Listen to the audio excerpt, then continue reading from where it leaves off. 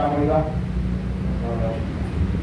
पंचकल्पतरुवस्य कृपासिन्धुमेव च पतितानां पावनेभ्यो वैष्णवेभ्यो नमः।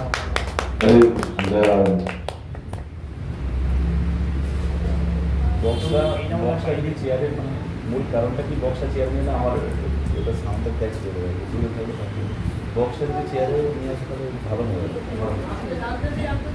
हाँ हाँ बढ़िया है सर। हरे कृष्ण हरे राधे। वंदे अहं श्री गुरु श्रीयुता पदकमलं श्री गुरु वैष्णवांश्च श्री रूपं शक्रजातं शवगणरघुनाथान्वितं तं सजीवं साद्वैतं सावधूतं परिजनसौहितं कृष्णचैतन्य श्री राधा कृष्ण पादं सहगणो ललिता श्री विशाखान्विताश्च ॐ अज्ञानतिमिरान्धस्य ज्ञानाञ्जनशलाकया चक्षुरुन्मीलितं येन तस्मै श्रीगुरवे नमो विष्णुपदाय श्रीकेशवप्रेष्ठाय भूतले श्रीमते भक्ति वेदांत श्रीलपर्जटकृष्णाय वाञ्छाकल्पतरुश्च कृपा सिन्धुभ्यैव च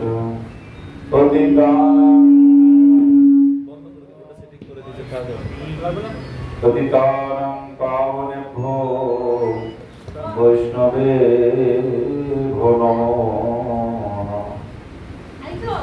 नमो महावदन्नाय कृष्ण प्रेम प्रदाय कृष्णाय कृष्ण चैतन्य नाम्ने गौरविषे सत्यव्रतं सत्यपरं त्रिसत्यं सत्यस्य जोनिर्निहितं च सत्यं सत्यस्य सत्योऽमृतसत्यनेत्रं सत्यागं तं शरणं प्रपन्नं यदा तथा तथैव कृष्ण सत्कथा मया सदैव गीयतं तथा कृपा विधीयतं प्रमाणिकाष्टोदयं जपोदधीतजोपमान् भवेत् स नन्दनन्दने भवे भवे सुभक्तिमान् हरतं संसारं द्रुततरमसारं सुरपति हरतं पावनं वीततेमपरं जादवपति औदिननाथ निहितचरणो निश्चितमिदं जगन्नाथ स्वामी नयनपल्कगामि भवतु मे वृन्दावै तुलसी दिव्यै प्रियाय केशवस्य च कृष्ण भक्ति वदे देवी सत्यवते नमो श्री कृष्ण चैतन्य प्रभु नित्यानंद श्री अद्वैत गदाधर शिवासदि गौर भक्तवृंद हरे कृष्णा कृष्णा कृष्णा हरे हरे हरे राम राम राम हरे सर्वाग्रे मोर अस्मदीय गुरुपाद पद्म चित्तलास वैष्णव कुल चूड़ामणि नित्यलीला प्रविष्ट कृष्ण पावष्टोत्तर शतस्तुति श्रीमद् भक्ति वेदांत शिल वर्जट गोस्वामी गुरु महाराज राधर श्री चरण कमल भक्तिपूर्ण प्रणाम निवेदन करे अहि कृपा प्रार्थना करी नित्यलीला कृष्ण भक्ति वेदांत शिल वामन महाराज परम गुरुदेव नित्यलीला कृष्ण भक्ति प्रज्ञा केशव गोस्वामी ठाकुर जगद्गुरु श्रील भक्ति सिद्धांत सरस्वती गोस्वामी ठाकुर श्रील प्रभुपाद श्री चरण कमले भक्तिपूर्ण प्रणाम निवेदन करे वही कृपा प्रार्थना करे मंचे आसीन परम पूज्य कृष्ण भक्ति निवेदन पर्वत महाराज श्री चरण कमले भक्तिपूर्ण प्रणाम निवेदन परम दयाल गौर नित्यानंद प्रभु श्री गौर राधा विनोद बिहारी जी श्री गिरिराज महाराज श्री जगन्नाथ बलदेव सुभद्रा महाराज श्री चरण कमले भक्तिपूर्ण प्रणाम निवेदन करे अनेक के बाद इसका प्रार्थना करे গতকাল আমরা শ্রবণ করেছিলাম যে সেই সবর জাতি বিশ্বাবসু আমরা জগন্নাথের যে প্রাকট্য লীলা জগন্নাথ কোথা থেকে হলেন সেই প্রাকট্য লীলা আমরা যৎকিঞ্চিৎ শ্রবণ করেছিলাম সেই সবর জাতি বিশ্বাবসু মনে নীলমাধবের সেবা করেছিলেন এবং অবন্তী নগরের রাজা ইন্দ্রধনুম রাজার মন্ত্রী বিদ্যাপতি সেই বিদ্যাপতির দ্বারা যখন ইন্দ্রধনুম রাজা সেই জগন্নাথের অন্বেষণে প্রেরণ করিলেন তো বিদ্যাপতি অবশেষে সেই সবর জাতির গৃহে বিশ্বাবসুর গৃহে পৌঁছলেন এবং অদ্ভুত সেখানে উপলব্ধি অনুভব করলেন যে বিশ্বাবসু নীলমাধবের যে সেবা করেন সেই সেবা যখন জঙ্গলের মধ্যে সেই নীলমাধব প্রতিষ্ঠিত ছিল সেই নীলমাধবের সেবা করার পর যখন গৃহে প্রত্যাবর্তন করতেন তখন বিশ্বাবসুর শ্রী অঙ্গ থেকে সুগন্ধ নির্গত হতো সুগন্ধ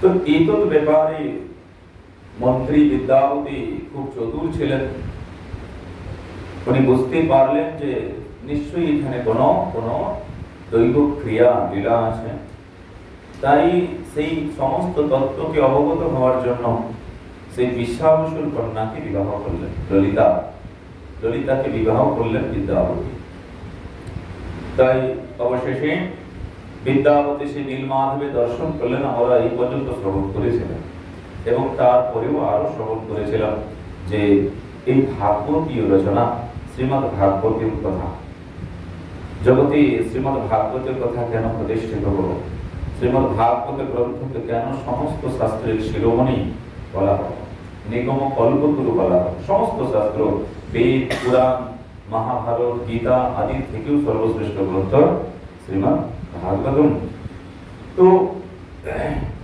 তারপরে যখন ইন্দ্রধনুম রাজা সকল সৈন্য সামন্ত দ্বারা যখন সেই নীলমাধবকে উদ্ধারের জন্য গেলেন প্রতিষ্ঠিত করার জন্য কেন ইন্দ্রধনুম রাজা ছিলেন জগন্নাথের প্রিয় ভক্ত এরপরে আমরা শ্রবণ করব যে এই জগন্নাথ বলদেব সুভদ্রা মহারানী কারা আমরা কীর্তন শুনেছি গতকাল যে বাসুদেব ঘোষ করে করি জড়ো হাত যেই গো সেই কৃষ্ণ সেই জগন্নাথ তো সেই কৃষ্ণই জগন্নাথ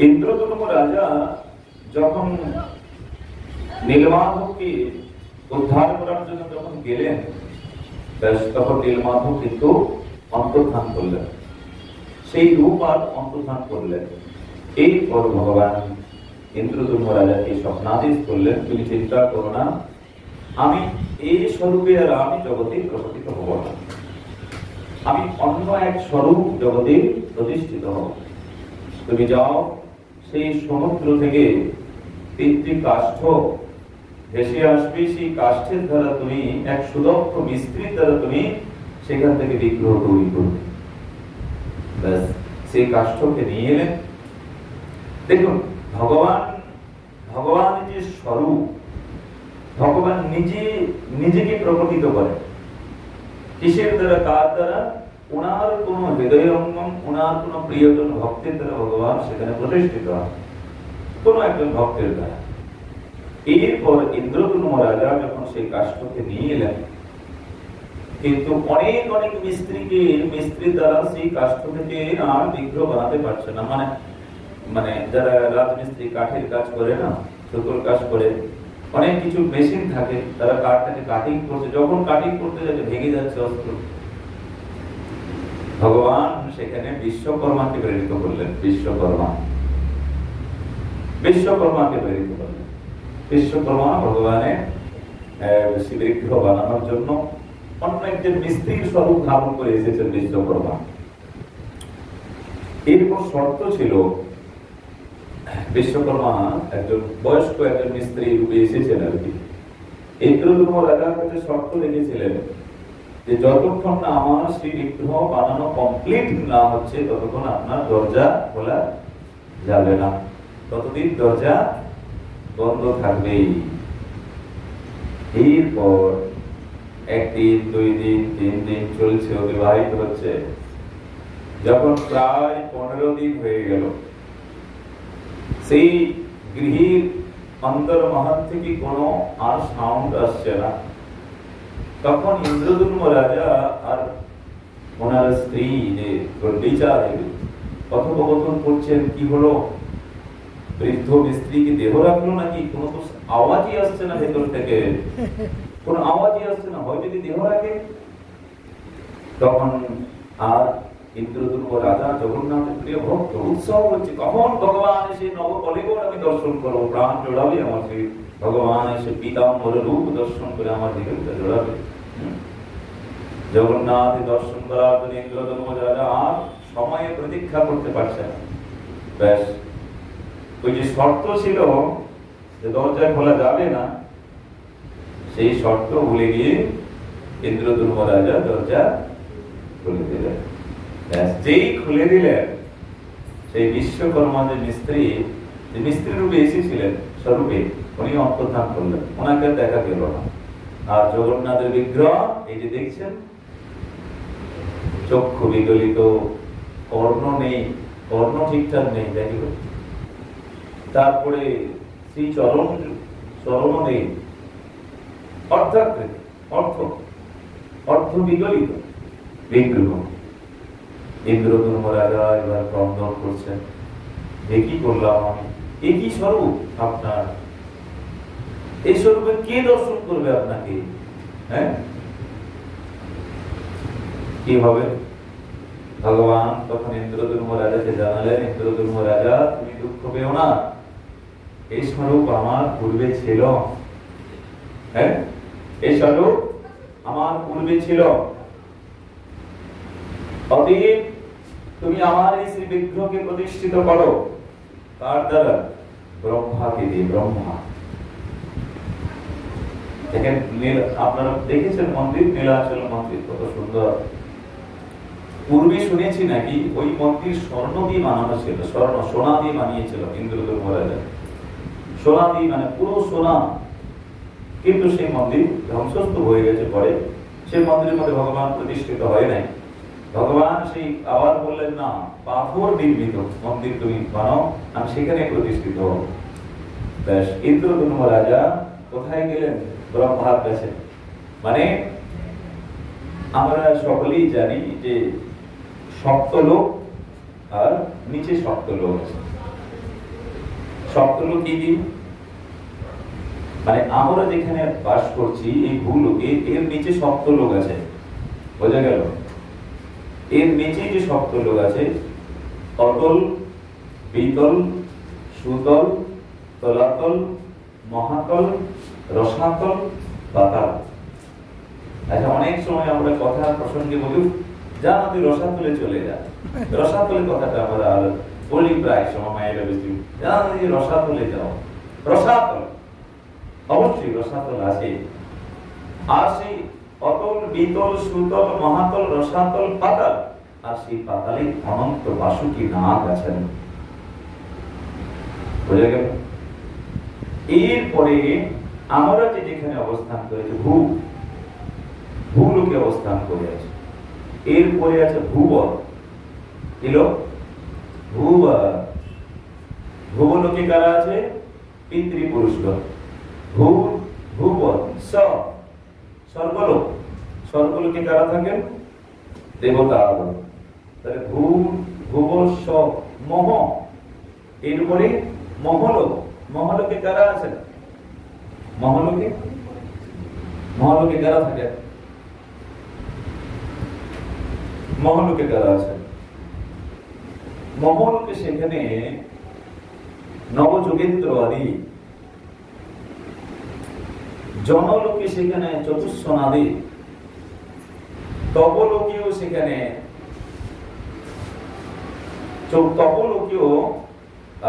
তপলোকেও চতুষ্সন আছে। তপলোক মহ জন তপ, আর সত্যলোকে ব্রহ্মা। কি আছে সত্যলোকে? ব্রহ্মা। বোঝা কেন? এই সত্যলোকের উপরে কি আছে? সত্যলোকের উপরে আছে বিরজা।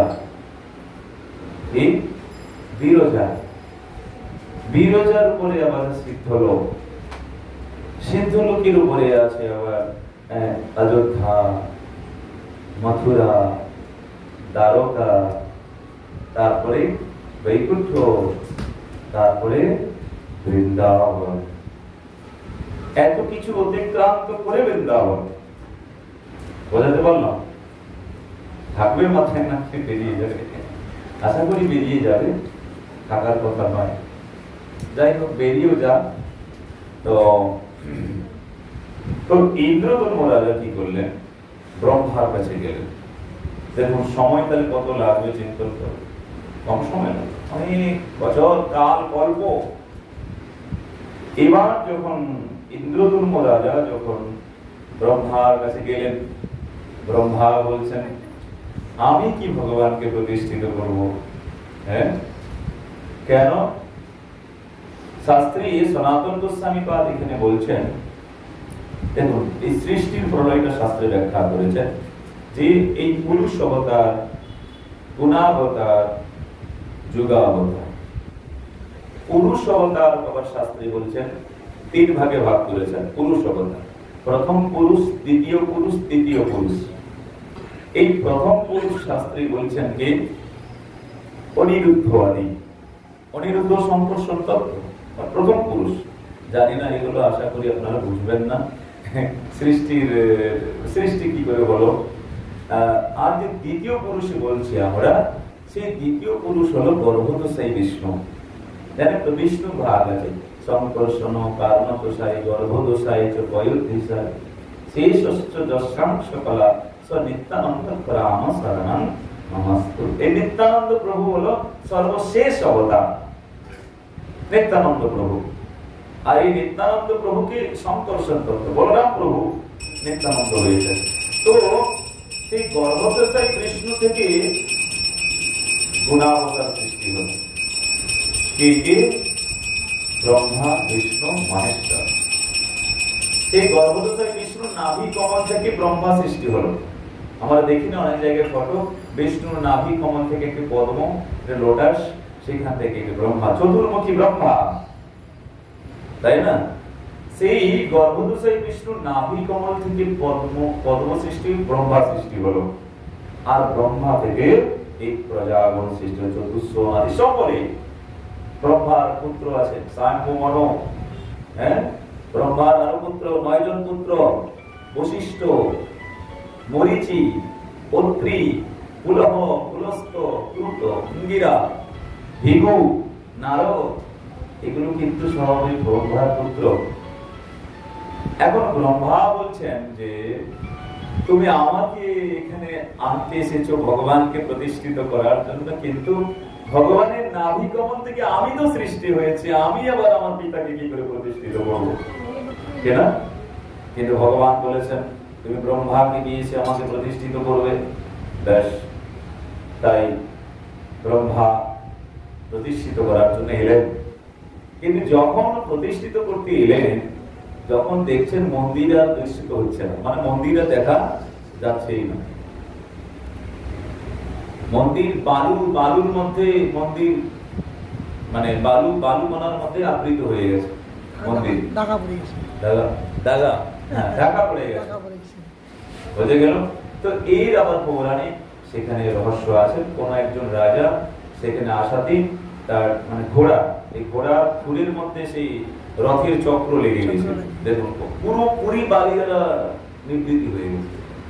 তারপরে সেখানে আবার উদ্ধার হলেন, ভগবানকে আবার ইন্দ্রদূত সেই ব্রহ্মা প্রতিষ্ঠিত করলেন। আর সেই প্রতিষ্ঠিত করার সঙ্গে সঙ্গে ব্রহ্মা যখন ভগবানকে প্রতিষ্ঠিত করলেন না, প্রতিষ্ঠিত করার সঙ্গে সঙ্গে স্বর্গদায়ী ঘন্টা বেজে গেল। ঘন্টা পূর্বে এটাই হতো, পূর্বে যখন কোনো পূর্ণ কর্ম হতো না তখন দৈববাণী হতো, ঘন্টা বাজত, পুষ্প আকাশ থেকে পুষ্প বর্ষিত হতো, এটি পূর্বে হতো। ব্যাস সেই ঘন্টা বাদন হলো আর ভগবান প্রতিষ্ঠিত হয়ে। এই যে এতক্ষণ আমরা শ্রবণ করলাম যে এই যে জগন্নাথ বলদেব সুভদ্রা মাতাকে প্রতিষ্ঠিত করলেন, এই স্বরূপটা কোন যুগে ছিল তা আমরা শ্রবণ করবো অল্প সময়। আবার আগামী দিন আমরা শ্রবণ করব।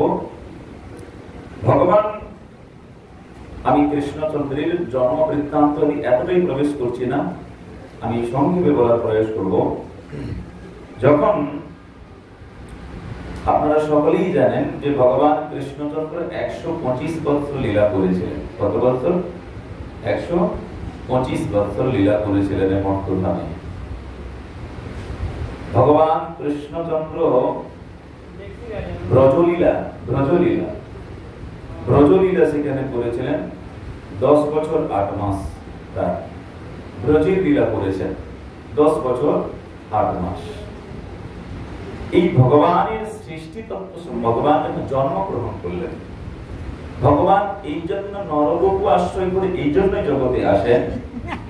জগতে আসেন, যখন কোন অসুর, যখন কোন অরাজকতা, যখন কোন ধর্মের গ্লানি হয়, তখন স্বয়ং ভগবান নিজ মনুষ্য শরীর ধারণ করে জগতে আসেন, স্বয়ং ভগবান। তাই আমরা সকলেই জানি যে দেবকী সেখানে সপ্তম গর্ভে বলরাম এসেছিলেন, সপ্তম গর্ভে, দেবকীর সপ্তম গর্ভে। কিন্তু সেই সপ্তম গর্ভে যে বলরাম এসেছিলেন, বলরামকে কিন্তু রোহিণী মাতার গর্ভে আকর্ষিত করলেন, তাই নাম হলো সংকর্ষণ। আকর্ষণ করেছেন, আকর্ষণ করে রোহিণী মাতার গর্ভে স্থানান্তরিত করে দেওয়া হয়েছে, তাই নাম সংকর্ষণ বা বলরাম, বোঝা গেল। আর অষ্টম গর্ভে কে এলেন? কৃষ্ণ, অষ্টম গর্ভে। এখানে আবার শাস্ত্র যুক্তি অনুযায়ী কিন্তু ভগবান শ্রীকৃষ্ণের মা কিন্তু যশোমতী।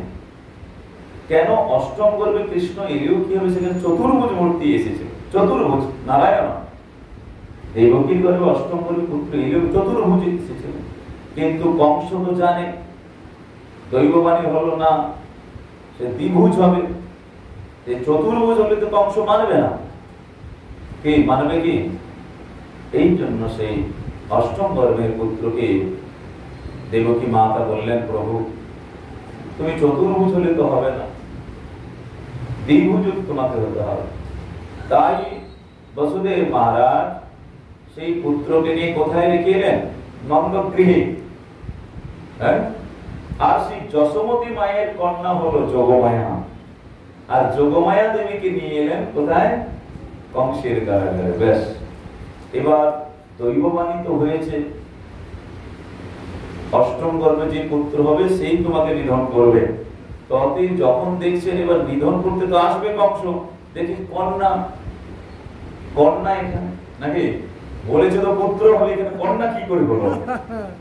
এখন কংস বলছে বেটা দেবতাদের কথার কোনো বিশ্বাস নাই, দেবতাদের কথার কোনো গ্যারেন্টি নেই, ঠিকঠাক ভুলভাল বলে, কিন্তু ভুলভাল নয়। দেখুন দেবর্ষি নারদ এখানে কংসকে নিধন করার প্রকল্পে, কংসকে নিধন করার জন্য, অতি শীঘ্রই নিধন করার জন্য, এরপর আমরা বলেছি যে দেবর্ষি নারদ ভগবানের মনকা অবতার, মনের অবতার দেবর্ষি নারদ। দেবর্ষি নারদ কংসের কাছে গেছেন, দেখো তোমাকে ঠকানো হয়েছে, এই যে তুমি যে কন্যাটাকে নিধন করতে গিয়েছিলে এই কন্যা তো নন্দ মহারাজের কন্যা, আর দেবকীর পুত্রকে সেখানে নন্দ গোকুলে রেখে এসেছে, তোমার সঙ্গে কপটতা করা হয়েছে, তুমি যাও গোকুলে যাও, সেই কৃষ্ণকে নিধন করো, কি তোমাকে ঠকানো হয়েছে। দেখুন এখানে নারদমণি বলার মূল কারণ কি হলো?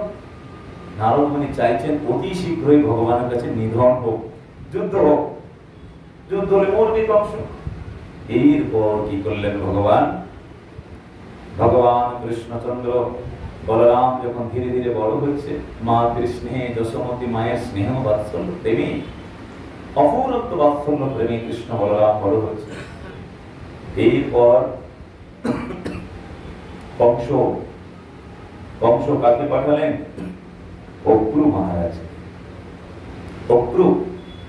অক্রু মহারাজকে পাঠালেন, যাও সেই গোকুল থেকে কৃষ্ণ বলরামকে নিয়ে এসো, আমি মুষ্টি যুদ্ধ করব, মুষ্টি যুদ্ধের দ্বারা সেই কৃষ্ণ বলরামকে আমি নিধন করব। তাই কংস সেখানে ধনুর্যজ্ঞ করেছিলেন, ধনুর্যজ্ঞ করেছিলেন। এরপর কৃষ্ণ বলরাম অক্রু মহারাজ প্রার্থনা করতে করতে যাচ্ছেন, প্রার্থনা করতে করতে কোথায় গোকুলে পৌঁছলেন। আর সেখানে কৃষ্ণ বলরামকে দর্শন করে নিজেকে সৌভাগ্যতা মনে করছেন, আমার কি ভাগ্য, কি এমন আমি কর্ম করেছি, সাক্ষাৎ কৃষ্ণ বলরামকে আমি দর্শন করছি। হ্যাঁ, সাক্ষাৎ কৃষ্ণ বলরামকে দর্শন করছি। এরপর কৃষ্ণ বলরামকে যখন নিয়ে আসবেন না, তখন সেই তারপর থেকে ব্রজের বিরহ লীলা শুরু হয়ে যায়। বিরহ যখন কৃষ্ণ বলরাম রথে অভিষেক করেছেন, যশোমতী মায়ের প্রকাণ্ড বাৎসল্য প্রেম, যশোমতী আকুলতা ব্যাকুলতা হয়ে ক্রন্দন করছেন। আর ব্রজ গোপীগণ, ব্রজাঙ্গনাগণ, তারা যেন কৃষ্ণকে ছাড়তে চায়, তারা ভগবান শ্রীকৃষ্ণের রথের পেছনেও তারাও ধাবিত হচ্ছে, যতদূর পর্যন্ত তারা যেতে পারছে। এমন শাস্ত্রে বলছেন যে ব্রজগোপীদের অশ্রু জলে মানে ব্রজের রেণু মানে কর্দমাক্ত হয়ে গেছে, এত ক্রন্দন করছেন, কৃষ্ণকে এত ভালোবাসে তারা। এরপর যখন কৃষ্ণ বলরামকে যখন রথে নিয়ে আসছেন, এই অক্রু মহারাজ নিয়ে আসছেন, আর অক্রু মহারাজ যমুনায় স্নান করতে গেলেন, যমুনায়। আর যমুনায় যখন স্নান করছেন, মানে ডুব দিয়েছেন, নিচেও দেখছেন কৃষ্ণ বলরাম অনন্ত নাগের উপরে বসে আছেন। আবার যখন জল থেকে যমুনা থেকে উপরে যখন উঠে দেখেন, আবার রথেও কৃষ্ণ বলরাম বসে আছেন। তাই সেখানে ভাগবতী অক্রু মহারাজ বন্দনা করছেন, বাণী সদাতে গুণ কর্মণেশ, বলছেন হে প্রভু, আমার এই বাণী যেন সর্বদা আপনার গুণকীর্তন করে।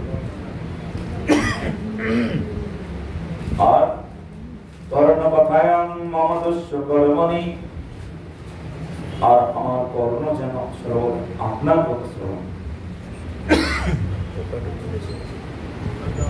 বলছেন কর্ণ যেন সর্বদা আপনার কথা শ্রবণ করে। এই জন্য যমরাজ নিজ দূতগণকে বলছেন, যমরাজ দ্বাদশ মহাজনের মধ্যে যমরাজ কি বলছেন শোনো। যমরাজ যমদূতগণকে বলছেন, তোমরা কাকে আমার কাছে নিয়ে আসবে? হ্যাঁ, বলছে কাকে নিয়ে আসবে? যমরাজ যমদূতগণকে আদেশ করছেন, কাকে নিয়ে আসবে তোমরা আমার কাছে? কেন সকলকে নরকে নিয়ে যাবে না ভগবান, দেবতা, তাই যমদূতগণ বলছেন জিহান ভক্তি ভগবত গুণ নাম ধেয়, যারা এই জিহ্বা দিয়ে ভগবানের নাম করলো না। বোঝা গেল? যমরাজ ওনার যমদূতগণকে আদেশ করছেন, কাদেরকে তুমি নিয়ে আসবে আর কাদেরকে নিয়ে আসবে না। জিহান ভক্তি ভগবত গুণ নাম ধেয়, যারা এই জিহ্বা দিয়ে ভগবানের নাম করলো না।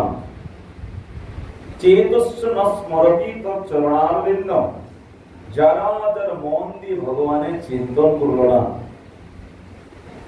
কৃষ্ণায় নমতি যচ্ছির একদপি, যারা ভগবান শ্রীকৃষ্ণকে মস্তক দিয়ে একবার প্রণাম করবে, তুমি তাদেরকে আমার কাছে নিয়ে আসবে। বোঝা গেল? তুমি তাদেরকে নিয়ে আসবে। তাই শ্রী অক্রু মহারাজ সেখানে বন্দনা করছেন কৃষ্ণ বলরামের। আর অবশেষে যখন সেই মথুরা নগরীতে প্রবেশ করবেন, অক্রুজি মহারাজ বন্দনা করছেন, হে প্রভু, কৃপা পূর্বক আপনারা আমার কুটিয়েতে আসুন, আপনার চরণ রেণু আমার গৃহেতে পদার্পণ করুন।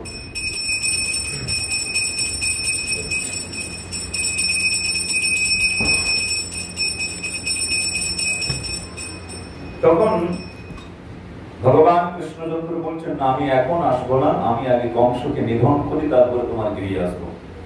ব্যাস, কংস ধনুর যজ্ঞ করছেন, কৃষ্ণ বলরাম কি ধনুকে তো সে লাঠির মতো ভেঙেই দিলেন। আর এই চানুর আর মুষ্টির সঙ্গে যুদ্ধ হলো, অসুর চানুর আর মুষ্টির সঙ্গে যুদ্ধ হলো ভগবান, প্রচন্ড যুদ্ধ। যুদ্ধে পরাস্ত করে অবশেষে ভগবান সেই কংসকে নিধন করে দিলেন। কংস নিধন হয়ে গেল। কংস নিধনের পর ভগবান অবশেষে কুব্জাকে রক্ষা করলেন, কুব্জাকে উদ্ধার করলেন, কুব্জাকে উদ্ধার করলেন। এরপরে ভগবান উগ্রসেনকে কারাগার থেকে মুক্তি করলেন। কংস তার নিজের পিতাকেও জেলের মধ্যে ভরে দিয়েছিল, মানে কিরকম পুত্র ভাবন, নিজ পিতাকে জেলের মধ্যে ভরে দিয়েছিল। তারপরে দেবকী বসুদেব মহারাজ উদ্ধার করলেন, উগ্রসেনকে সাম্রাজ্যে প্রতিষ্ঠিত করলেন রাজা হিসেবে। ভগবান এই তো সম্পূর্ণ কর্ম করার পরে, যেহেতু 10 বছর 8 মাস ব্রজে শুধু গোচারণ লীলা করেছেন, মানে পড়াশোনা কিন্তু করেন, বোঝা গেল, কোনো পড়াশোনা নেই। তাই ভগবানকে যেহেতু মথুরা সাম্রাজ্য চালাতে হবে, তাই ভগবান কৃষ্ণ বলরামকে কোথায় যেতে হলো? সেই অবন্তী নগরে অবস্থান করে সন্দীপনী গুরুর কাছে, সন্দীপনী গুরুর কাছে সেখানে চতুষ্ঠ হয়ে সেখানে বিদ্যা অর্জন করলেন। কেন সাম্রাজ্য চালাতে গেলে কিছু তো বিদ্যার প্রয়োজন আছে, সমস্ত রকম রাজনৈতিক কলা কৌশলের প্রয়োজন আছে। তাই কৃষ্ণ বলরাম সেখানে গুরুবলাশ্রয় করলেন, গুরুদেবের কাছে সমস্ত 64 কলা সম্পন্ন করলেন। অবশেষে সন্দীপনী গুরুকে সেখানে গুরু দক্ষিণা আর তার পুত্রকে উদ্ধার করলেন। প্রয়াগে গিয়ে সেই এই যে পাঞ্চজন্ম নামক অসুরকে নিধন করলেন। এই পাঞ্চজন্ম নামক অসুরের অস্থি থেকেই তো পাঞ্চজন্ম শঙ্খ হয়েছে। এই যে পাঞ্চজন্ম শঙ্খ বলে না, ভগবান গীতাতে বলছেন, পাঞ্চজন্ম ঋষিকেশ দেবদত্তম ধনঞ্জয় পৌণ্ড্রং দধনো মহাশঙ্খম ভীম কর্ম ভৃগুধর অনন্ত বিজয় রাজা কুন্তি পুত্র যুধিষ্ঠির নকুল সহদেবস্য সুঘস মণি পুষ্পক। ভগবান প্রথম অধ্যায়ে বলছেন, সেখানে পাঞ্চজন্য ভগবান শ্রীকৃষ্ণের যে শঙ্খ, সেই শঙ্খের নাম কি? পাঞ্চজন্য সংখ্যা। পাঞ্চজন্য ঋষিকেশ দেবদত্তম ধনঞ্জয়। ধনঞ্জয় কে? অর্জুন যে শঙ্খ বাদন করেছিলেন সেই শঙ্খের নাম দেবদত্ত। আর পৌণ্ড্রং দগ্নং মহাশঙ্খম ভীম কর্ম রিপুদর। আর ভীম যে শঙ্খ বাজিয়েছিলেন শঙ্খের নাম রিপুদর। অনন্ত বিজয় রাজা, অনন্ত বিজয় রাজা কুন্তি পুত্র যুধিষ্ঠির। আর যুধিষ্ঠির যে শঙ্খ বাদন করেছিলেন নাম কি? অনন্ত বিজয়। আর নকুল ও সহদেব যে শঙ্খ বাদন করেছিলেন সুঘোষ আর মণিপুষ্পক। বোঝা গেল? মণিপুষ্পক। সেই পাঞ্চজন্য নামক অসুরকে নিধন করলেন ভগবান, আর ওনার অস্থি থেকে পাঞ্চজন্য শঙ্খ সৃষ্টি করলেন। ব্যাস, এই গুরু দক্ষিণা আদি কমপ্লিট।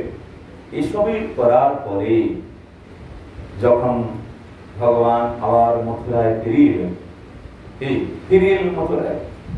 কিন্তু মথুরায় ফিরে এলে কি হবে? এখানে মথুরা যে লীলা, এখানে মথুরা লীলা ঐশ্বর্য লীলা, আর ব্রজের যে লীলা হলো মাধুর্য লীলা। এই জন্য ঐশ্বর্য লীলা আর মাধুর্য লীলা কিন্তু একসঙ্গে থাকতে পারে না। কিন্তু ভগবান দেখুন, ভগবান তো এখানে মথুরায় কংস নিধন হয়ে গেল, দেবকী বসুদেবকে উদ্ধার হয়ে গেল, তো চলে যেতে পারতেন, ব্রজেতে ফিরেই যেতে পারতেন, কিন্তু ব্রজে ফিরল না। কিন্তু ব্রজে এসেছে, বলে দিয়ে এসেছিল যে আমি আবার ফিরে আসবো, আবার আমি ফিরে আসবো। এরপরে ভগবান সেই মথুরা অবস্থান করলে কি হবে বলছেন, শাস্ত্রে ব্যাখ্যা করেছেন, যেহেতু বৃষ্ণি বংশের সেই দেবতা, বৃষ্ণি বংশের কৃষ্ণকে দেবতা মনে করা হতো, এই জন্য দেবকী মাতা কৃষ্ণকে যে আশীর্বাদ করবে তাও করতে পারতো না, কেন দেবতা যে, এই জ্ঞান ঐশ্বর্য জ্ঞান। যশোমতী মা দেখুন তো, আমরা ব্রজলীলায় দেখেছি কার্তিক মাসে যে লীলা আমরা দামবন্ধন লীলা শ্রবণ করি, যশোমতী মা কৃষ্ণকে পিটিয়েছেন, রজ্জু দ্বারা বন্ধন করেছেন। হ্যাঁ, কি নমামি স্বরং সচিদানন্দ রূপং লসৎকুণ্ডলং।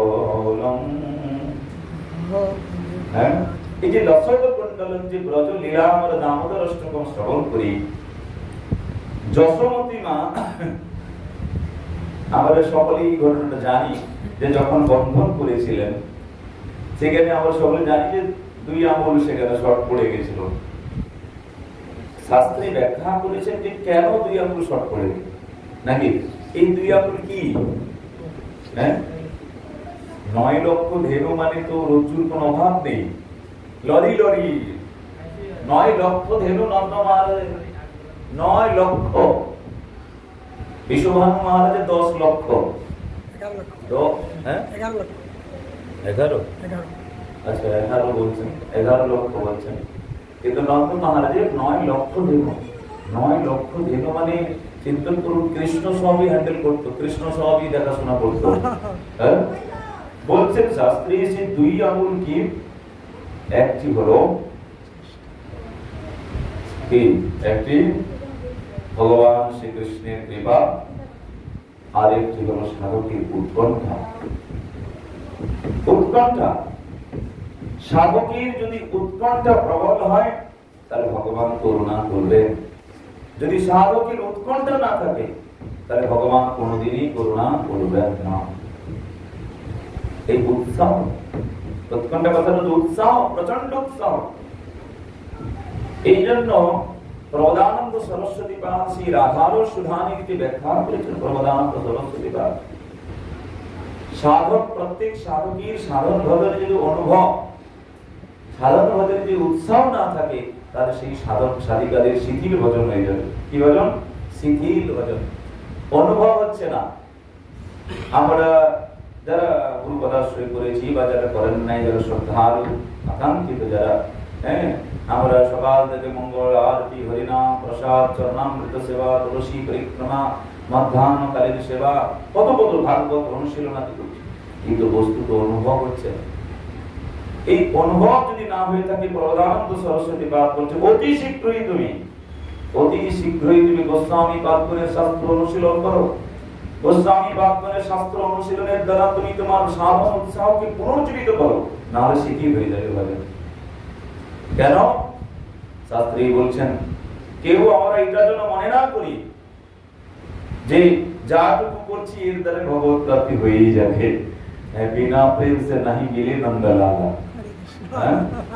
আমরা যাটুকু করছি ভাবছি কি পেয়ে যাবো নাকি? না না, ভাবছেন কেন? ভগবান হিসাব নিকাশ দেখতে কম করে না, হিসাব ঠিকঠাক করেন ভগবান। ভাবছি অল্প অল্প করে, গোরা আমার, গোরার আমার, এই আমার গোরা, আমার গোরা বললে কি হবে? তাই শাস্ত্রী বলছেন, সাধনে ভাবিবে যাহা, সিদ্ধতে পাইবে তাহা, পক্কা পক্ক মাত্র সে বিচার। পাকিলে সে প্রেম ভক্তি, সাধনে সে পাকিলে সে প্রেম ভক্তি, আর অপক্ষ সে সাধন রীতি। এই জন্য এই সাধন পর্যায়ে আবার রয়েছে, কেউ ভাববেন না যে অল্প করে ভগবানকে পেয়ে যাব। সাধনে ভাবিবে যাহা, সিদ্ধতে পাইবে তাহা। তোমার সাধন শরীর ঠিক হচ্ছে কিনা দেখো। এই যে প্রত্যেকের আমরা সাধন শরীর প্রাপ্তি করেছি, তাই তো আমরা গুরু পদাশ্রয় করে এই দ্বাদশ তিলক হরিনাম শিক্ষা রাখার মূল উদ্দেশ্য কি? কেউ যদি মনে করেন যে তিলক মালা পড়ছি মানে ভগবানকে পেয়ে যাবো, না, তা নয়। তিলক মালা করলেই যে ভগবানকে পাওয়া যাবে তা নয়, কিন্তু এটাও আবার বলতে পারি এটা করতেই হবে। এটা সাধারণ প্রণালী, এটি সাধারণ প্রণালী। দেখুন তো আমরা গৌর কৃষ্ণ দাস বাবাজি মহারাজের, আপনারা জানেন কিনা জানেন না, ভক্তি সিদ্ধান্ত ঠাকুর প্রভুপাদের গুরুদেব, আমরা ওনার আরেক গ্রন্থকে দেখেছি উনি হরিনাম করতেন না, উনি না তিলক করতেন, না মালা করতেন, কিছুই করতেন না। মানে তাহলে উনি করেননি বলে তাহলে আমরা করবো না তা নয়। কেন? ওনারা সিদ্ধ দশা, ওনাদের কি এগুলো আর প্রয়োজনই নেই যা আমাদের এগুলো প্রয়োজন। ওনার এগুলো কোনো প্রয়োজনই নেই, ওনারা সিদ্ধি দশা প্রাপ্ত করেছেন। তাই প্রত্যেককে এই সাধন শরীর ঠিক রাখতে হবে। এই সাধনীয় শরীরটাকে কি করে আমরা কন্ট্রোল করছি, চালাতে পারছি কিনা। তাই বলছেন সাধনেই ভাবিবে যাহা, সিদ্ধ দেহে পাইবে তাহা। এই সাধন শরীর যদি ঠিক থাকে তাহলে আমার মধ্যে আরো একটি শরীর আছে। জানেন তো আমাদের মধ্যে দুটো শরীর আছে, একটা শরীর দেখতে পাচ্ছেন আপনারা, আরো একটি ভিতরে শরীর আছে। বাহ্য দেহি করি শ্রবণ কীর্তন, এই বাহ্যিক শরীর দিয়ে আমরা শ্রবণ কীর্তন করছি, আর এই শ্রবণ কীর্তনের দ্বারা কি করবে, আমার অন্তঃকরণে আরো একটি চিৎ শরীর আছে। যত আমরা ভগবানের সাধন ভজনের প্রয়াস করব তত সেই আত্মশরীর প্রকাশিত হবে। বোঝা গেল? দেখবেন আরো একটি উদাহরণ আপনাদেরকে দিই। এই যে ষড়গোস্বামীগণ, এই যে রূপ গোস্বামী প্রভুজি রূপ মঞ্জুরি আমরা বলি, সনাতন গোস্বামী প্রভুজি লবঙ্গ মঞ্জুরি বলি। দেখুন এই যে সাধন শরীর আর সিদ্ধ শরীরের পার্থক্য কোথায় আপনাদেরকে দেখাচ্ছি। একটা ব্যক্তি কিভাবে অন্যান্য জায়গায় থাকতে পারে। রূপ গোস্বামী পাদ ভজন করছেন, কি রূপ গোস্বামী পাদ এই শরীরে ভজন করছেন, ধরুন টের কদমে ভজন করছেন, তাহলে উনি আবার রূপ মঞ্জুরি রূপে আবার রাধা কৃষ্ণের যুগল সেবা করছেন। দেখুন একটাই শরীর।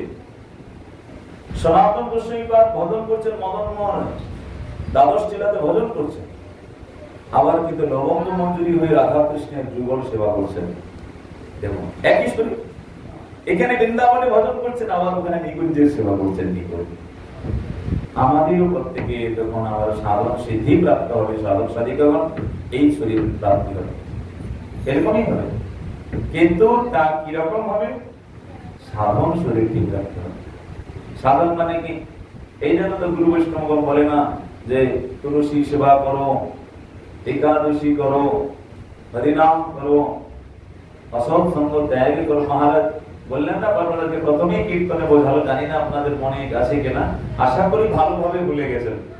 হ্যাঁ, প্রথমেই যে ব্যাখ্যা করলেন যে ছয় বেগ তুমি ছয় দোষ সদী, আমি শুনেছি কিন্তু ছয় গুণ দেহ দাসে, ছয় সৎসঙ্গ দেহ আমারই বসেছি সঙ্গের বাসে। সেই ছয় বেগকে রূপ গোস্বামী পাদ এখানে ব্যাখ্যা করেছেন কি? বাচো বেগম মনস প্রধু বেগম জিয়া বেগম উদরপস্ত বেগম এতান বেগান জয়িতধি। বাচো বেগ, ছয় বেগ, ছয় দ্রবী, ছয় বেগ, ছয় দোষ কি? হ্যাঁ, ছয় দোষ কি? আমাদের বৃন্দাবতীর মা বলুন ছয় দোষ কি কি? আপনারা কি মনে করেন আপনাদের দোষ নেই? কে বলতে পারেন যে আমাদের মধ্যে দোষ নেই? কে বলে হাত তুলুন দেখি একবার। আছে না গেছে? আছে, প্রত্যেকের মধ্যে দোষ আছে, কিন্তু দেখতে পাই কি?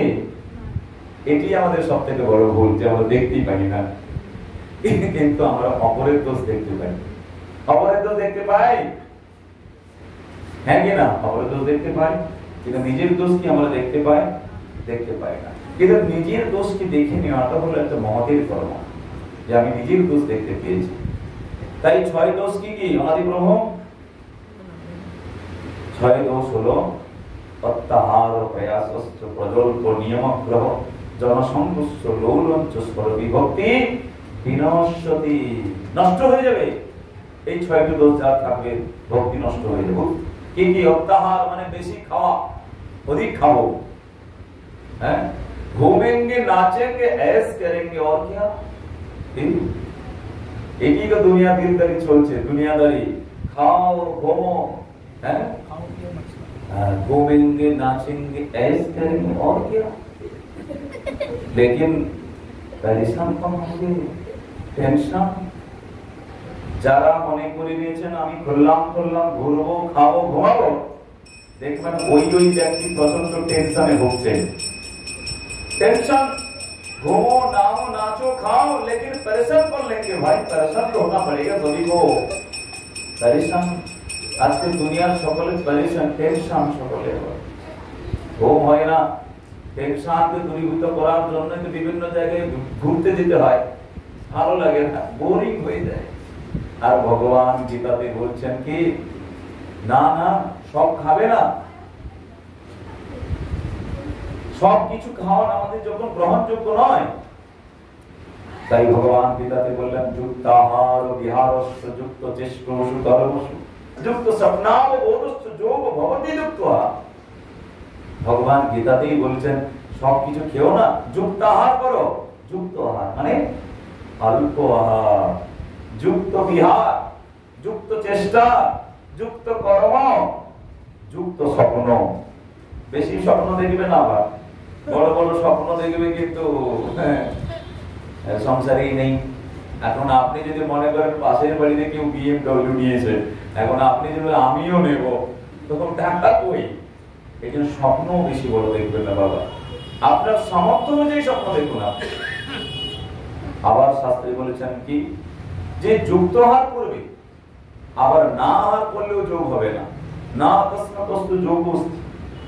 আবার একেবারে যে খাবে না তাও যোগ হবে না, ঘুমাবে না তাও হবে না, অল্প, সব লিমিটেড লিমিটেড।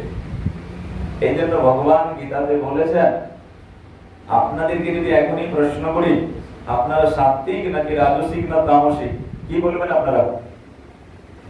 বলুন, আপনারা সাত্বিক না রাজসিক না তামসিক? সাত্বিক, আপনারা সকলেই সাত্বিক, বলুন আপনারা। হ্যাঁ, আগে ও সবই তাহলে জানেন সকলে। বা এটি মহাদের কাজ যে আপনারা বুঝে দিয়েছেন যে আমি কি যজন্তি সাত্বিকা দেবা। দেখুন, সাত্বিক ব্যক্তিগণ কার উপাসনা করে? যজন্তি সাত্বিকা দেবা। আমি আরো আপনাদেরকে বলবো যে সাত্বিক ব্যক্তিরা কি আহার করেন, ভগবান গীতাতেই বলছেন। রাজসিক ব্যক্তিরা কি আহার করেন আর তামসিক ব্যক্তিদের আহার কি, সেই আহার অনুযায়ী আপনারা নির্ণয় করবেন আপনারা রাজসিক না তামসিক না সাত্বিক। তার পূর্বেই বলতে যজন্তি সাত্বিকা দেবা, সাত্বিক ব্যক্তিরা দেবতাদের ভগবানের উপাসনা করবে। যক্ষ রাক্ষসী রাজসা, রাজসিক ব্যক্তিরা রাক্ষসীর উপাসনা করবে। আর তামসিক ব্যক্তিরা কার উপাসনা করবে? ভূত প্রেত। আপনারা সকলে বিষ্ণুর উপাসনা করেন তো? শ্রী হরির উপাসনা করেন তো সকলে? মানে রাক্ষসীর উপাসনা করেন নাকি ভূত প্রেতের উপাসনা করেন? কি? আচ্ছা, আরো একটি প্রশ্ন আমি করি যে এখানে না হলে তো এখনই কমপ্লিট, এখনো সমাপ্ত হবে হরি কথা, তো নিশ্চয়ই তো বাড়িতে ফিরে যাবেন, যেহেতু কষ্ট করে বাড়ি বানিয়েছেন। কিন্তু মৃত্যুর পরে কোথায় ফিরে যাবেন? হ্যাঁ, কোথায়? মাকান বানিয়েছেন নাকি? এখানে তো আবার এসি ছাড়া থাকতেই পারেন না, কিন্তু মৃত্যুর পরে কোথায় যাবেন ভেবেছেন কেউ? ভেবেছেন? হ্যাঁ, এই মৃত্যুর পরে কোথায় যাবেন? কোথায় যাবেন মৃত্যুর পরে? নাকি মনে করেছেন চিতাতেই সব শেষ নাকি? এই তো জীবন, চিতাতেই সব শেষ না, চিতার পরে খেলা শুরু হবে। আমরা বলি আহা ব্যক্তিটা তো মারা গেল গো, কিছুই তো নিয়ে গেল না। এটি ভুল বলি, কিছুই সঙ্গে যাবে না ঠিকই, কিন্তু সেই ব্যক্তিটার পিছনে তার কর্ম পেছনে পেছনে যাবে। কর্ম, সেই ব্যক্তিটা কি কর্ম করলো সেই কর্ম কিন্তু তার পেছনে পেছনে যাবে। যেখানে যে শরীর প্রাপ্তি করবেন সেখানে তার কর্ম প্রবেশ করবে। তাই ভগবান গীতাতে বলছেন কি যে জানতি দেবব্রত দেবান পিতৃণ জানতি পিতব্রত ভূতানি জানতে ভূতেচ্চ। এই জন্য সকলে যদি মনে করে, দেখুন এগুলো বলার মূল কথা হলো কি, মানে জানি না আপনারা আগামী দিন কতটা রাখবেন, মানে যাওয়া সেই সাল হয়ে যাবে, যাওয়া সেই সাল হয়ে যাবে, মানে আপনারা কতটা নিতে পারবেন, কতটা ক্রিয়া হবে আপনাদের মধ্যে জানি না, কিন্তু সাধু সঙ্গের মূল তাৎপর্য এটি, পরিবর্তন। আপনি কতটা পরিবর্তন হলেন, নাকি ওই coming and going do you nothing,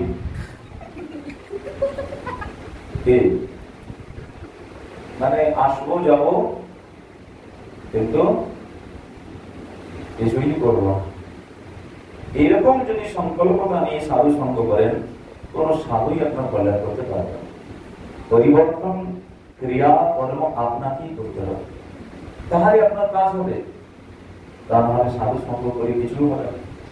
এগুলো বলার মূল তাৎপর্য হলো, আর কতদিন এই সংসারের মধ্যে সংসার স্ট্যাম্পকে পেছনে মেরে ঘুরবেন? আপনারা তো বলেন আমরা সংসারী সংসারী গো, এই সংসারী স্ট্যাম্পকে কতদিন আপনি ঘুরবেন? সংসার স্ট্যাম্প নিবৃত্তি করুন।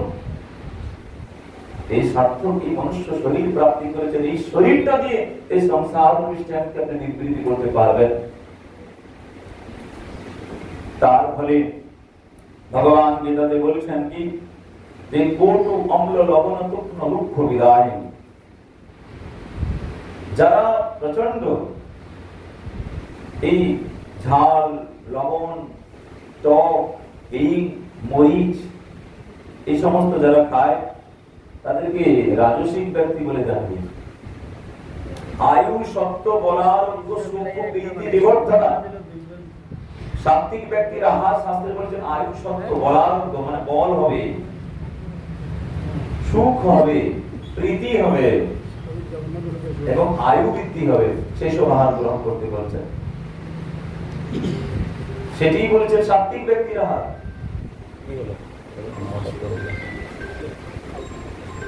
এবং তামসিক ব্যক্তি কি বলছেন? বলছেন তামসিক ব্যক্তি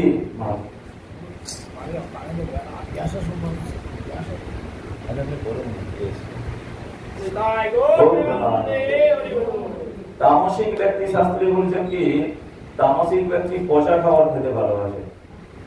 পচা মানে বুঝেছেন? আপনাদের এখানে তো প্রচুর ব্যক্তি খায়, মাছগুলোকে শুকিয়ে শুকিয়ে খায়, হ্যাঁ, বিধ্বংসী গন্ধ, হ্যাঁ, গন্ধেতে থাকা যায়, পচা খাবার খায়। ঠিকই বলেছেন আপনি, তামসিক। যারা তামসিক ব্যক্তি তারা ফ্রিজের মধ্যে পচা খাবারগুলোকে রেখে রেখে খায়। আর তামসিক প্রিয় ব্যক্তি ঘুমায় বেশি, তামসিক প্রিয় ব্যক্তি জল্পনা কল্পনা করে বেশি, তামসিক প্রিয় ব্যক্তি প্রমাদ বেশি ভোগে। তামসিক ব্যক্তি, গীতা দেখবেন গীতার মধ্যে আছে ভগবান বলছেন তামসিক। এই জন্য আপনারা পান খাচ্ছেন, দেখুন আগামী দিন থেকে ভগবানের আসরে বসার সময় পান খাবেন না, এটি অপরাধ আপনাদের, বুঝেছেন? দেখ আপনাদের কল্যাণের জন্য বলছি, যারা পান তাম্বুল খাচ্ছেন, হরি কথা শ্রবণ করার সময় তাম্বুল খেতে নেই। কেন? এই হরি কথা যে বেশাসন, এখানে তুলসী মহারানী ভগবান আছেন, এটি সামান্য স্থান নয় এটি। এই জন্য তো আমরা আগামী দিন আপনাদেরকে শ্রবণ করাবো, এই শ্রবণের অধিকার আছে। কেন কল্যাণ হচ্ছে না? আমার বছরের পর বছর অনেকে আমার একাদশী করছি, সাধু সঙ্গ করছি, প্রসাদ সেবা করছি, কেন পরিবর্তন হচ্ছে না? দেখুন সেই ধন্ধুকারী কিন্তু উদ্ধার হয়ে গেছে। 7 দিন ভাগবত কথা শোনে, ভাগবতে ব্যাখ্যা করেছেন অন্যান্য মুনির জীবন কেন উদ্ধার হলো না? শুধুমাত্র ধন্ধুকারীর জন্য পুষ্প বিমান এলো, আর কারোর জন্য বিমান এলো। উনি শুধু উদ্ধার হয়ে গেলেন, যে ধন্ধুকারী পিশাচি হয়ে গেছে। পিশাচি মানে জানেন? পিশাচি মানে মানে এমনই কঠিন, কোনো রূপ নেই, মানে কোথাও একটি আশ্রয় নিয়ে থাকতে পারবে না, জল তৃষ্ণা পেলেও খেতে পারবে না, কোনো কিছু বলতেও ঠিকঠাক পারবে না, কঠিন রূপ, পিশাচি হয়ে গেছিল। এটি মনে করবেন না যে কোনো ব্যক্তি মৃত্যুর পরে পিশাচি হয়, না, কোনো ব্যক্তি জীবিত থাকাকালীন তার কর্ম তাকে পিশাচি করে দেয়, মৃত্যুর পরে পিশাচি নয়। তার জীবিত থাকাকালীন তার কর্ম তাকে পিশাচি করে দেয়। ধন্যকারী থাকাকালীনই পিশাচি যুক্ত কর্ম করেছেন, তার মাকে নিজে মেরেছে, কুয়ার মধ্যে ছেড়ে দিয়েছে, অসতী নারী সঙ্গ করেছিল, সুরাপান, চুরি, স্বর্ণ চৌরি সমস্ত কিছু করেছেন। এবং অবশেষে সেই সমস্ত অসতী নারীগুলো সেই ধন্যকারীর কি মানে দড়ি দিয়ে তো মরলো না, অবশেষে সেই উত্তপ্ত লৌহ দণ্ডকে মুখের মধ্যে ঢুকিয়ে দিল, যা মরো, তড়পতে মরো। ব্যাস, এই জন্য পিশাচি হয়ে গেছে। ভাগবত শ্রবণ করে উদ্ধার হলো কার দ্বারা? গোকর্ণ। কে? গোকর্ণ দ্বারা উদ্ধার হলো। যাই হোক, সময় অধিক, আবার আগামী দিন আমরা শ্রবণ করবো। অনেক অনেক কথা আছে। আর তার নিয়ম হলো কি, যারা যারা শ্রবণ করবেন এখানে, যদি প্রত্যেকে আপনারা পরবর্তীকালে কি করবেন না করবেন সেটা আমি জানি না, প্রেজেন্ট যতক্ষণ এখানে থাকবেন 1 ঘন্টা 1.5 ঘন্টা, প্রত্যেকে আমরা ব্যবস্থা করবো কালকে আগামী দিন প্রত্যেকে এখানে বসলে তিলক করে বসবেন, তিলক করে বসবেন। বাড়ি গেলে না হলে আর কি করবেন, মোছামুছি করেই দেবেন, তিলক করে বসবেন। আর তাম্বুল কেউ সেবা করবেন না। এই যে তিলক করে যে বসবেন না, এই যে গোপী তিলক, পদ্মপুরাণে বলছে, দেখুন এই তিলক যে আপনি অন্য কিছু অভিলাষ নিয়েও যে তিলক করেছেন, তার প্রমাণ দেখুন। সেখানে পুতনা কিন্তু সম্পূর্ণ মাতৃ সম্পূর্ণ ভাব বাৎসল্য প্রেম ছিল না। পুতনার কিন্তু উদ্দেশ্য ছিল যে কালকূট নামক বিষকে কৃষ্ণকে পান করিয়ে মেরে ফেলবে। বোঝা গেল? আপনাদের মধ্যে হৃদয়ে যদি অন্য কোনো বাসনাও থাকে, কিন্তু যদি যৎকিঞ্চিত পরিমাণ যদি সাধু সঙ্গের দ্বারা আপনাদের তিলকারে ধারণ করেন, এটিও আপনাদের বৃথা যাবে, এটি পরমার্থ হয়ে যাবে।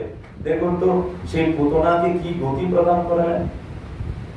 ধরিত্রী মানে যেখানে যশোমতী মাকে যে গতি প্রদান করিয়েছেন, সেই পুতনাকেও সেই গতি প্রদান করালেন ভগবান। দেখুন কি অভিলাষ নিয়ে গেছিল, কি বানিয়ে দিল। আপনারও যদি যৎকিঞ্চিত সময় যে সাধু সঙ্গ করছেন, সকলে বৈষ্ণব কিও না হতে পারলে বৈষ্ণবের যদি ভূষণটা অল্প মাত্রায় যদি টাচ করে থাকে, তথাপিও করলেন। বলো রাধা রানী কি, বলো বৃন্দাবন বিহারী লাল কি, জয় জয় শ্রী রাধে। এখানে রইল গ্রন্থ কীর্তন হরি হরণ হরি প্রেমানন্দে হরি। হরে কৃষ্ণ। মাতারামে বলছি